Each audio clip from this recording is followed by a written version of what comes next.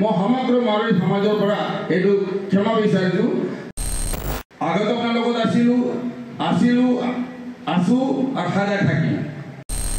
আৰু সকলোৱে অ হৰি অ ৰাম বুলি কৈ আপোনালোকে একো ক'ব নালাগে, এনেকে থাকক, সেৱা কেতিয়াও কৰিব নালাগে। কোনো নহয়, আমি চব একেই মানুহ। গতিকে মই কৈছোঁ যে অ হৰি অ ৰাম বুলি কওক, তাৰপৰা আপোনালোকে উঠিব।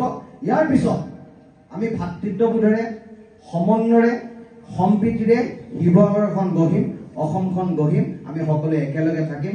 আমাৰ মন্ত্ৰী মহোদয় আছে, তেখেতলোকৰ উপস্থিতিত এই কামবিলাক হৈছে। দাদা বহি লওক, আপুনি হেৰি কৰিব নালাগে। এইটো কৈছে, মই কৈছোঁ, প্ৰথমবাৰ কৈছোঁ অ হৰি হ'ব। আপোনালোক উঠক। দাদা একো নাই, আজিৰ পৰা শিৱসাগৰ ব্যৱসায়িক প্ৰতিষ্ঠানসমূহ খোলা থাকিব। আৰু কোনো যাতে ইয়াৰ সুযোগ আৰু সুবিধা লৈ কোনো যাতে ব্যৱসায়িক গোষ্ঠীক পইচা পাতি ডিমাণ্ড নকৰে, সেই কথা 30টা সংগঠনৰ নেতৃত্বই কিন্তু বিচাৰ বিশ্লেষণ কৰিব লাগে। কোনোবা দুষ্কৃতিকাৰী, মই আৰক্ষী অধীক্ষক মহোদয় আছে, আয়ুক্ত মহোদয় আছে, মই তেখেতলোকৰ বিনম্ৰতাৰে অনুৰোধ জনাম, এই পৰিৱেশৰ যদি সুযোগ সুবিধা লৈ কোনোবা দুষ্কৃতিকাৰীয়ে দোকানত যদি দম দিবলৈ যায়, কালেকশ্যনৰ নামত যদি কোনোবা ব্যৱসায়ী আত্মহত্যা কৰে, কাৰোবাক যদি শাৰীৰিকভাৱে এচাল কৰে, যদি পৰিৱেশৰ সৃষ্টি হয়, আমি সকলোৱে কৈছোঁ তেখেতক আইনগতভাৱে শাস্তি দিয়ক আৰু তেখেতক এই কাৰ্য বিৰত থাকিবৰ কাৰণে অনুৰোধ জনাইছোঁ। আৰু আমি শিৱসাগৰৰ প্ৰতিজন নাগৰিকে এই ধৰণৰ পৰিৱেশ আমি কামনা নকৰোঁ আৰু আমি ভগৱানৰ শ্ৰীচৰণে সেৱা কৰিছোঁ যাতে এনেকুৱা পৰিৱেশ নহওক। প্ৰথমে মই দুখিত সমগ্ৰ শিৱসাগৰ মাৰোৱাৰী সমাজৰ তৰফৰ পৰা। মোৰ ওপৰত বহুত কিছু কথা কৈছে, আমি শুনিছোঁ, আমি লজ্জিত হৈছোঁ, দুখো পাইছোঁ, আৰু কিছু আমাৰ ভুল হৈছে আৰু দেৰি হৈছে। যিটো ঘটনা বা অপৰাধ যিটো হ'ব পাৰিছে, এইটো দুৰ্ভাগ্যজনক। কেইজন মানুহৰ কাৰণে আজি যিখিনি দুৰ্ঘটনা ঘটিছে, তাৰ কাৰণে আজি শিৱসাগৰৰ সকলো শিৱসাগৰ ৰাইজ, মাৰোৱাৰী সমাজে আজি আমি এইখিনি প্ৰব্লেমটো ফেচ কৰিছোঁ। এইটো যিটো হৈছে তাৰ কাৰণে আমি ঘোৰ নিন্দা কৰিছোঁ। এইটো হ'ব নালাগিছিলে, কিন্তু দুৰ্ভাগ্যজনক সেইটো যে কেনেকৈ হ'ব পাৰে। তাৰ কাৰণেই মই পুলিচ প্ৰশাসনৰ এটা কথা ক'বলৈ বিচাৰিম।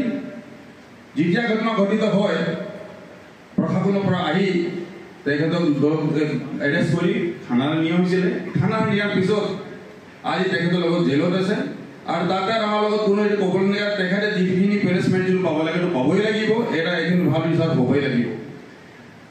আজি এই সভা বৃহত্তৰ মাৰোৱাৰী সমাজ শিৱসাগৰৰ পৰা মই এটা কথা ক'বলৈ বিচাৰোঁ।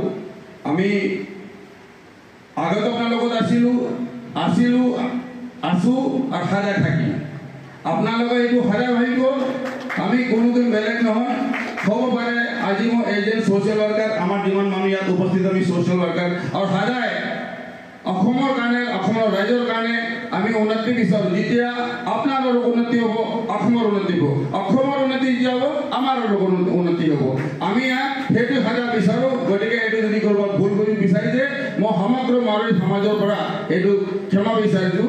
যিটো ঘটনা ঘটিছে, সেই ঘটনালৈ আমাৰ তাত দেৰি হ'ল। দেৰি এনেকুৱা হ'ল, আমি কোনো এটা জাতীয় সংগঠনৰ ওচৰত গৈ আমাৰ গৈ না বা কিবা এটা হবে না আমি জনাব, কাৰণ আমাৰ দেৰি হৈছে। তাৰ কাৰণে আমি দুখিত, আৰু দুখিত আমি গোটেই শিৱসাগৰ সমাজৰ মাৰোৱাৰী সমাজ দুখিত আছে। আৰু ছোৱালীজনৰ ঘৰতে গৈ আমি গৈছোঁ, কিন্তু ডাইৰেক্ট আমি যাব পাৰে, তাৰ কাৰণে দুখিত। গতিকে মই আৰু বেছি ক'বলৈ বিচাৰোঁ। আজি যিটো হ'ল, বহুত ক'লোঁ, আপোনাৰ বসন্ত ডাঙৰীয়া বহুত কিছু কথাটো ক'লে, আপোনালোকক আমাৰ মন্ত্ৰী মহোদয়ে কথাটো ক'লে, তেখেতে যিখিনি কথাটো কৈছে আমি নিশ্চয় পালন কৰিম।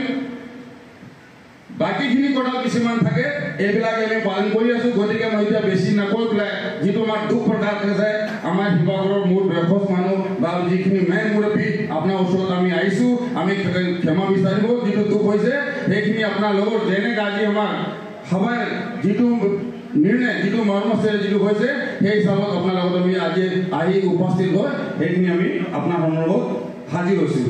ধন্যবাদ। জয় অসম।